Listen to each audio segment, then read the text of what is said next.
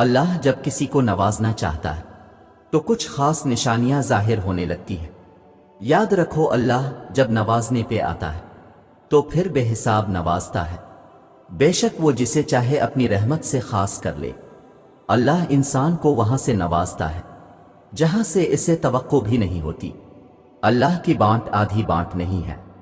اللہ اپنی نعمتوں کے بانٹنے میں فیورٹزم والا معاملہ نہیں کرتا کہ فلاں کو دنیا اچھا سمجھتی ہے تو اسے ہی عطا کرنا ہے، اور فلاں کو دنیا اچھا نہیں سمجھتی تو اسے دھتکار دینا ہے۔ اللہ بس نیتیں دیکھتا ہے۔ اللہ بس یہ دیکھتا ہے کہ کس کے دل میں اللہ کے لیے محبت ہے اور کون اس چیز کو پانے کی زیادہ شدت رکھتا ہے جو وہ اللہ سے مانگ رہا ہے۔ وہ بس خلوص دیکھتا ہے کہ کون اس کا اتنا خوف اپنے دل میں رکھتا ہے کہ اپنی چاہت کو پانے کی خاطر وہ ذرائع موجود ہونے کے باوجود بھی کوئی غلط راہ اختیار نہیں کرتا۔ وہ بس طلب دیکھتا ہے کہ کون اس کے انعام کی طلب رکھتا ہے اور پھر اس طلب کی خاطر صبر کرتا ہے۔ یہی سب دیکھ کر اللہ فیصلہ کرتا ہے کہ کس کو کیا، کب اور کتنا دینا ہے۔ اور جو انسان اللہ کی اس آزمائش پر پورا اتر جاتا ہے اور بے پناہ غموں اور تکلیفوں کے بعد بھی اللہ سے مانگنا نہیں چھوڑتا ہے، تو پھر اللہ اسے غیب سے عطا کرتا ہے، پھر اللہ دیتا ہے۔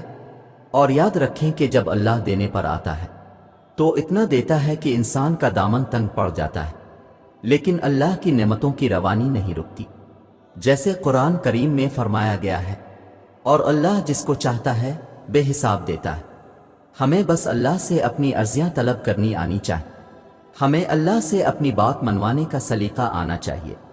ہم اکثر کہتے ہیں کہ دعائیں جیسے بھی مانگی جائیں قبول ہوتی ہے، اور یہ سچ بھی ہے، لیکن اگر آپ دعائیں کرنے میں تھوڑی سی محنت کریں گے تو اللہ آپ سے زیادہ خوش ہوگا۔ ہاتھ پھیلا کر مانگنے والے اور ہاتھ نہ پھیلا کر مانگنے والے میں کچھ تو فرق ہوتا ہے۔ آپ کا عمل ہی آپ کی شدت کو بیان کرتا ہے، اور جب آپ نماز پڑھ کر ہاتھوں کو اٹھا کر اللہ سے دعا مانگتے ہیں تو آپ یہ ظاہر کرتے ہیں کہ آپ نے اس رب کو اپنا بادشاہ مان لیا ہے اور اپنی ہار تسلیم کر لی ہے۔ ظاہر ہے کسی بھی ایرے غیرے کے آگے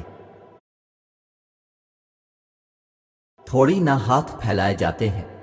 ہاتھ تو صرف اس کے سامنے پھیلائے جاتے ہیں جس پر مان ہوتا ہے، اور جب اللہ کو پتہ ہوتا ہے کہ آپ مان کے ساتھ آئے ہیں تو وہ اس مان کا بھرم کبھی نہیں ٹوٹنے دیتا، اور پھر ہاتھوں کو دعا کے لیے اٹھانے کے بعد اپنے فوراً اپنی خواہشیں نہیں اللہ کو گنوانے لگ جانا، جیسے آپ صرف اسی مطلب کے لیے آئے ہیں، بلکہ سب سے پہلے اپنے اللہ کی بڑائی بیان کرنی ہے۔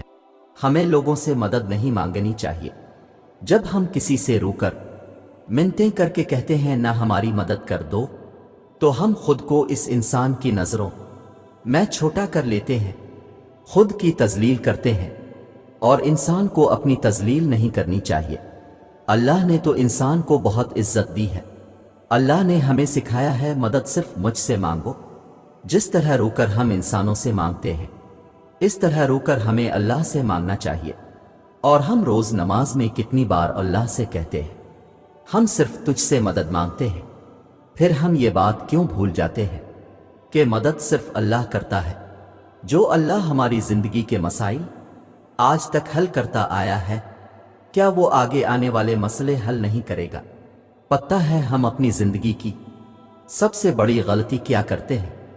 ہم انسانوں سے امید لگاتے ہیں، ہم انسانوں کی طرف بھاگتے ہیں۔ انسان مدد نہیں کیا کرتے، مدد تو دور کی بات وہ آپ کے لیے کوشش تک نہیں کرتے۔ ہمارا رب جس کے پاس ہمیں سب سے پہلے جانا چاہیے، اس کے پاس ہم سب سے آخر میں آتے ہیں، جو ہمارے دل کے حال سے واقف ہے۔ بس ایک اسی کو ہم اپنے دل کا حال نہیں بتاتے، اللہ سے نہیں کہتے صرف آپ ہی ہیں جو مجھے اس مشکل سے نکال سکتے ہیں، صرف آپ ہی ہیں جو مجھے راستہ دکھا سکتے ہیں، صرف آپ ہی ہیں جو میری مدد کر سکتے ہیں، صرف آپ ہی ہیں اللہ جو مجھے عطا کر سکتے ہیں۔ آپ دے دیں تو کوئی روک نہیں سکتا، آپ روک دیں تو کوئی دے نہیں سکتا۔ اللہ کے پاس تو سب اختیارات ہیں، سب کا مالک وہ ہے۔ جو چیز ہمیں چاہیے اس کا مالک بھی اللہ ہے۔ तो फिर मांगना भी अल्लाह से चाहिए, इंसानों से नहीं। अपने लिए कोशिश खुद करनी चाहिए और मदद अल्लाह से मांगनी चाहिए। यकीन करें इंसान वाकई मदद नहीं क्या करते, इनसे मदद मांग कर खुद की तजलील नहीं करनी चाहिए। हम ढेरों शिकवे करते हैं, हमें वो नहीं मिला जो हमें चाहिए था, और उन नेमतों का कभी सोचते ही नहीं जो अल्लाह ने बन मांगे हमें दे दें। बस वो एक चीज इंसान जो नहीं मिला, इसी पर हमारे शिकवे खत्म नहीं होते। सोचें जरा, बच्चा माँ से आग मांगे तो क्या माँ दे देगी? फिर अल्लाह कैसे दे दे हमें आग? वो अल्लाह जो माँ से भी कहीं ज्यादा मोहब्बत करता है अपने बंदों से, वो अल्लाह जिसकी मोहब्बत का कोई मुकाबला ही नहीं। हो सकता है जो हमें चाहिए इससे हमें सिर्फ नुकसान हो सकता है इस चीज के मिलने का अभी सही वक्त ना हो। हम अल्लाह से बेहतर नहीं जानते, ना कभी जान पाएंगे। अल्लाह हमसे मोहब्बत करता है, वो हमें गलत कैसे दे? अल्लाह का शुक्र करें, इसने जो भी दिया है बेहतरीन दिया है, और जो नहीं दिया इसके ना मिलने पर भी शुक्र और सब्र करें। वो हमसे बेहतरीन जानता है, वो हमें बेहतरीन देता है। ना उम्मीद क्यों होते हो? अल्लाह पर भरोसा नहीं, इसकी ताकत और कुदरत से बेखबर हो? वो तो हर शय पर कादिर है। एक वो ही तो है जो उम्मीदें पूरी करता है, नामुमकिन को मुमकिन बनाता है। फिर क्यों मायूस होते हो? यकीन रखो वो ये वक्त भी बदल देगा, खुशियां फिर से तुम्हारे हिस्से में आएंगी। हालात कभी एक जैसे नहीं रहते, आज बुरे हैं तो कल अच्छे जरूर आएंगे। भरोसा रखो, अल्लाह से बातें क्या करो, वो तुम्हारा इंतजार करता है। इसके आगे आंसू बहाया करो, वो तुम्हारे ये आंसू मिटाना चाहता है। वो तुम्हारी दुआओं का इंतजार करता है, वो चाहता है तुम इससे मांगो ताकि वो उन दुआओं पर कुन फरमात दे। बस तुम बेयकीनी और बेदिली से मत मांगा करो, कबूलियत के यकीन के साथ इसके आगे झोली फैलाया करो। तुम इसको जब जब पुकारते हो वो तुम्हें सुनता है। वो नहीं देखता कि तुम उसके पास कैसे आ रहे हो, कितने वक्त के बाद आ रहे हो। वो तुम्हारी सदा हमेशा सुनता है। उसने तुम्हें कभी तन्हा नहीं छोड़ा, बल्कि वो तो तुम्हारा इंतजार करता है। दिन में 5 वक्त खुद बुलाता है, तहज्जुद के सजदों को तुम तक लेकर आता है ताकि तुम्हें सुने, तुम्हारी बेसुकूनी दूर कर दे, तुम्हारी उम्मीदें भर दे। वो जब चाहता है कि हो जाए तो वो हो जाता है।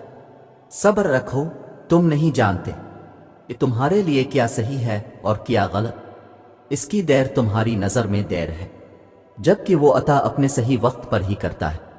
सब्र और यकीन रखो, वो तुम्हें इतना अता करेगा, तुम उसका शुक्र अदा करने में सारी उम्र गुजारना चाहोगे।